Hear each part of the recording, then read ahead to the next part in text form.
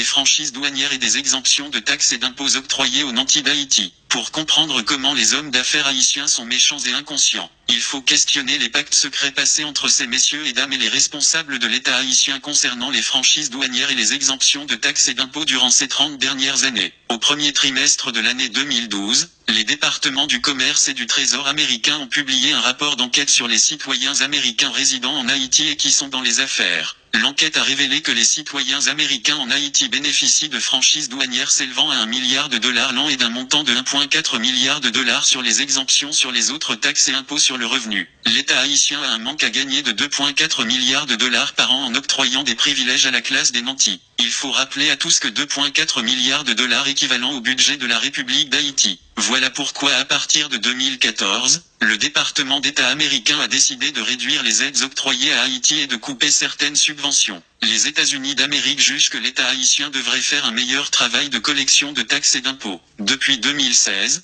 l'USE avait signifié au gouvernement provisoire de Jocelyn Prévert que les réductions d'aides allaient venir. C'est dans cette optique que des économistes comme Wilson Lalo choisissent de dresser un budget en augmentant les taxes et impôts des éléments de la classe moyenne et des masses populaires. Le pouvoir en place a fait le choix de ne pas entamer des réformes fiscales. Dans ce bref article, nous voulons analyser pour le grand public le pourquoi des franchises douanières et des exemptions de taxes et d'impôts dans une société capitaliste et expliquer à tous comment l'État haïtien devrait procéder pour rebalancer les choses et rendre justice aux pauvres qui souffrent dans ce pays. Nous sommes arrivés à un carrefour de notre histoire où les lampes commencent à se délier, où l'on ne peut pas continuer à rendre responsable le blanc parce que le blanc a décidé de nous donner une certaine marge de manœuvre pour voir si nous pouvons réellement nous prendre en main. Avec l'élection de Donald J. Trump, Haïti a la possibilité de tirer son épingle du jeu, d'effectuer des réformes en profondeur, d'établir des politiques publiques pour faire respecter le principe d'équité et d'égalité. Donald Trump durant sa campagne électorale avait promis que les États-Unis d'Amérique s'immisceront de moins en moins dans les affaires d'autres pays. Aujourd'hui, nous voyons clairement que l'administration Trump donne la primauté aux questions domestiques par rapport aux affaires étrangères. Qu'est-ce qui empêche à Haïti d'ouvrir un channel de communication avec la Chine populaire? Qu'est-ce qui empêche à Haïti de contacter des investisseurs au Moyen et au Proche-Orient? L'administration de Jovenel Moïse est otage de la classe d'affaires qui refuse de payer des taxes et des impôts.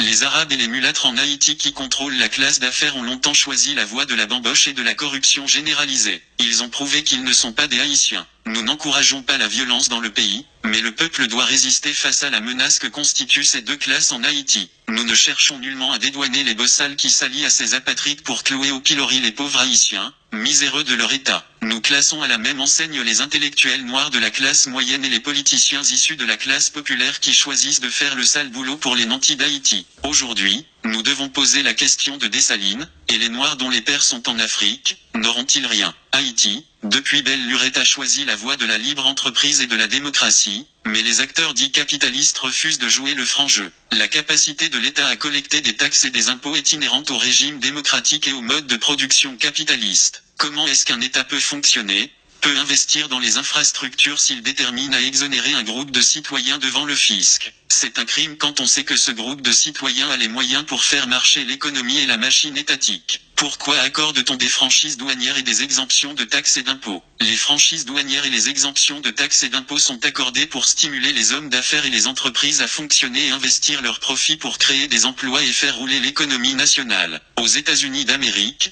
les entrepreneurs bénéficient de ces exemptions parce qu'ils investissent leurs profits à créer des emplois pour les éléments de la classe moyenne et le peuple en général. Il y a des mécanismes mis en place pour déterminer si un entrepreneur investit ou non ou s'il mérite de recevoir les exemptions en franchise douanière, sur les taxes et les impôts à payer. Que se passe-t-il en Haïti? La plupart des hommes d'affaires en Haïti sont citoyens américains. Nombreux sont issus du Moyen-Orient. Leurs profits sont entreposés dans des banques américaines, européennes, libanaises, syriennes et israéliennes. Ils n'investissent rien en Haïti. Pourquoi depuis plus de 30 ans l'État haïtien continue avec cette pratique d'exonération? Les dirigeants politiques sont élus et nommés par la classe des affaires. En contrepartie, ces derniers offrent des avantages juteux à cette classe qui n'a pas les intérêts de la nation haïtienne. haïtienne à cœur. Nous sommes arrivés à un carrefour où nous réalisons que le populisme de droite et de gauche sont des manœuvres entreprises par les élites pour zombifier le peuple. Qu'est-ce que la gauche a foutu depuis 1986 en Haïti? Il y a une tendance à considérer les hommes d'affaires en Haïti comme de vulgaires imbéciles qui n'ont ni lecture ni écriture. C'est une fausse idée entretenue par les nantis mêmes. La plupart de ces hommes d'affaires sont très instruits et ont fait leurs études dans les meilleures universités au monde. Ils comprennent bien le fonctionnement d'une société capitaliste. C'est en connaissance de cause qu'ils choisissent de faire mal à Haïti, aux miséreux et aux appauvris haïtiens. En affaiblissant l'État, ils font d'une pierre deux coups. Ils bénéficient des largesses des dirigeants incompétents et inconscients et ils rendent impossible toute tentative de soulèvement et de changement du peuple haïtien. Ils encouragent de faux conflits dans le pays, ils arment des bandits un peu partout pour semer le trouble. Dans tout pays sérieux,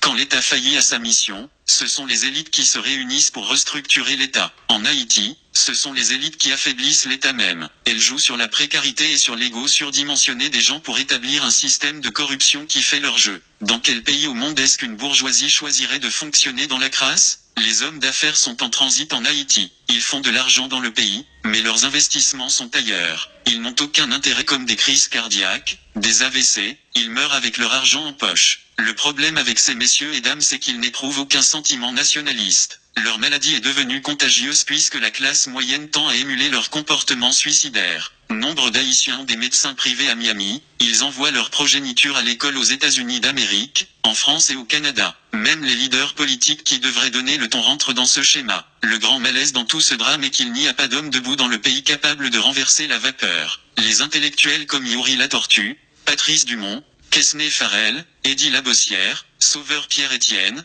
Georges Michel, etc. qui auraient pu dénoncer ces manœuvres sont relégués au banc des lâches et des opportunistes. Ils profitent eux aussi du système. Qu'est-ce qui explique qu'un intellectuel comme Quesnay Farel choisit de ne pas produire des livres pour expliquer les jeunes pourquoi Haïti est pauvre? C'est bien de parler à la radio, mais le devoir d'un intellectuel est avant tout d'écrire pour la postérité, de faire comprendre et d'aider ceux qui peuvent lutter à appréhender le réel. Il y a des dizaines de milliers d'intellectuels haïtiens qu'on aurait pu mettre en cause et blâmer, mais on cite ces noms parce qu'ils sont plus en vue. Comment va-t-on et peut-on sortir de ce carcan? La pensée critique c'est ce qui fait défaut à Haïti, à sa jeunesse et aux militants qui sont prêts à faire le sacrifice ultime. Voilà pourquoi aujourd'hui nous voulons finir avec le palme-épale et nous encourageons ceux qui ont la lumière de la connaissance et du savoir-faire explicite à partager leurs expériences. Nous ne voulons blâmer personne. Nous donnons à tout un chacun la chance de faire peau neuve. Il y a une excuse que certains intellectuels noirs de la classe brandissent à chaque fois qu'un élément de la diaspora les met en cause. Ils disent qu'ils ont choisi de rester en Haïti, malgré tout et que nous avons décidé de partir. Rester en Haïti est un choix calculé puisqu'ils font de l'argent, ils bénéficient dans une certaine mesure de l'ignorance de la masse. Certains économistes en Haïti et experts en sciences sociales sont assez aisés aujourd'hui et ils ne courent pas de grands risques à dire la vérité aux jeunes. L'opportunisme c'est tout ce qui caractérise le silence de nos intellectuels. Je sais que les réactions vont pleuvoir, mais aujourd'hui tout ce que l'on demande aux intellectuels noirs de la classe moyenne c'est d'être proactifs. Nous ne choisissons pas de tirer à boulet rouge sur les intellectuels vivant en Haïti et innocenter ceux qui vivent dans la diaspora. Ils sont tous à la même enseigne. Je dirais même que ceux qui vivent dans la diaspora sont beaucoup plus inconscients que ceux qui vivent en Haïti. Au moins, ils ont une certaine liberté et une certaine marge de manœuvre pour élever la voix dans le confort nord-américain et européen. À quand l'Haïtien éduqué et instruit finira par réaliser qu'il fait partie du problème? Je peux comprendre que la plupart des Arabes n'a pas de sentiment d'appartenance comme aurait dit Serge Beaulieu. Je peux comprendre que les mulâtres ont choisi de faire le Camp Gérard parce qu'ils comprenaient qu'ils étaient en position de régner en maître et seigneur après l'indépendance. En effet, ils se sont alliés aux généraux noirs et ont tué Jean-Jacques Dessalines,